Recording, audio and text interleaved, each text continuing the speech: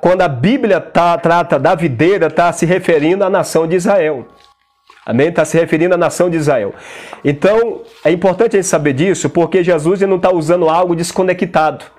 Jesus não está trazendo algo que não tem ligação com outras coisas. Tem uma ligação. Tudo que ele faz já tem uma ligação. Por quê, Marcelo? Porque Jesus ele veio cumprir as Escrituras.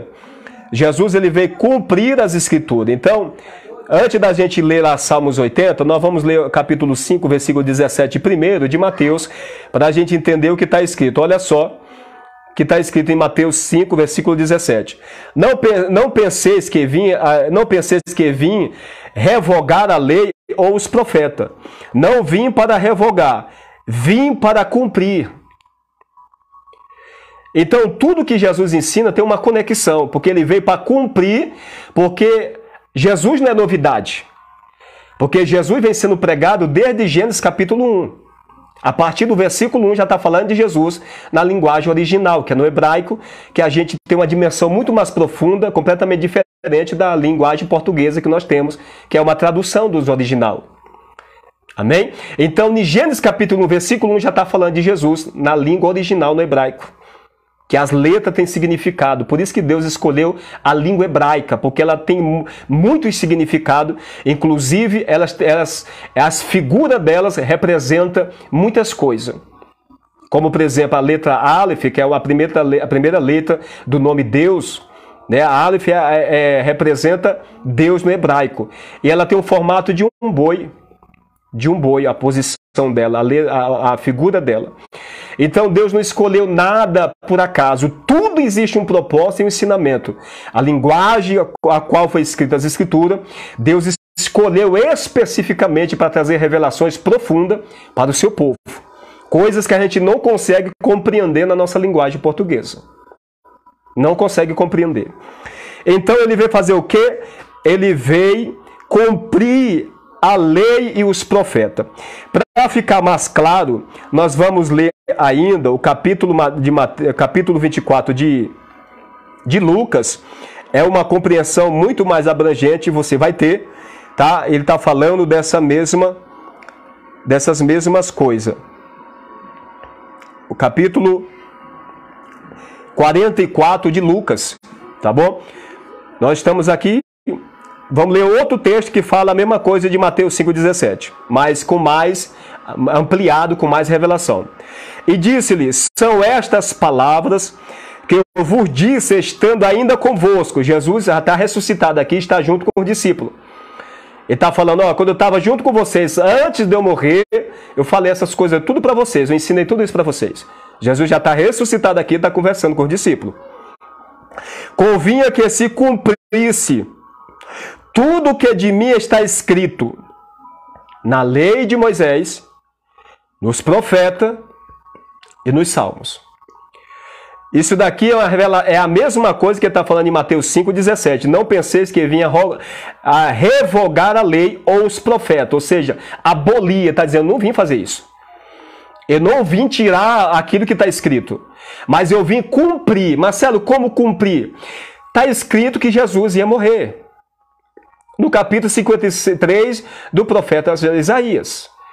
Lá está descrevendo que um homem tinha que passar por todo aquele sofrimento por causa da humanidade. Em Isaías capítulo 7, o versículo 14, fala de um nascimento de um menino que nasceria de uma virgem. Isso é o cumprimento, o profeta está ampliando uma profecia que já está em Gênesis capítulo 3, versículo 15. Da mulher nascerá a semente que pisará a tua cabeça. Então, quando ele fala que eu vim cumprir, ele está dizendo, está tudo escrito na minha palavra. Eu vim cumprir o que está escrito. Então, ele divide o Antigo Testamento, que é assim mais conhecido, em 3 partes. Primeiro, lei de Moisés. Marcelo, o que é a lei de Moisés? Os 5 primeiros livros da Bíblia. Gênesis, Êxodo, Levítico, Número, Deuteronômio. Tá bom? Esse é o Pentateuco conhecido pelos judeus. É os 5 primeiros livros da Bíblia.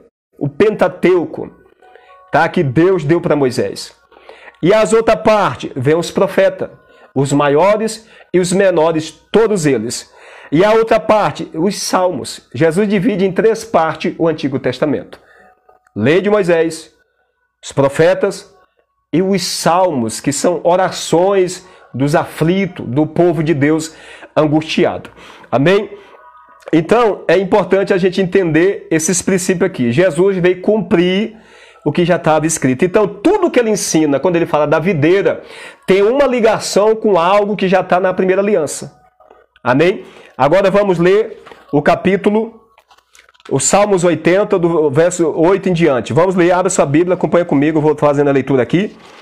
Salmos 80, do verso 8 em diante, vou estar lendo alguns versículos. Acompanha aí você. Trouxer-te uma vinha do Egito, lançar-te fora os gentios e a plantar-te. Olha só o que ele está falando. Verso 9. Preparar-te-lhe lugar e fizeste com que ela deitasse raízes. Encheu a terra. Verso 10. Os montes foram cobertos da sua sombra. E os seus ramos, olha só aqui falando de ramos. Ela fecha o seu áudio, filha, por favor. Então observa aqui que no versículo 11 está falando de ramos. O que é que a gente falou lá? Jesus está falando da videira que tem os ramos. Em algumas traduções é ramos, em outra tradução está galho. Amém? Em outra tradução está a vara. Mas está falando da mesma coisa. Então ele fala aqui, e estendeu as suas ramagens até o mar, o verso 11. E os seus ramos até o rio. Verso 12, porque quebraste em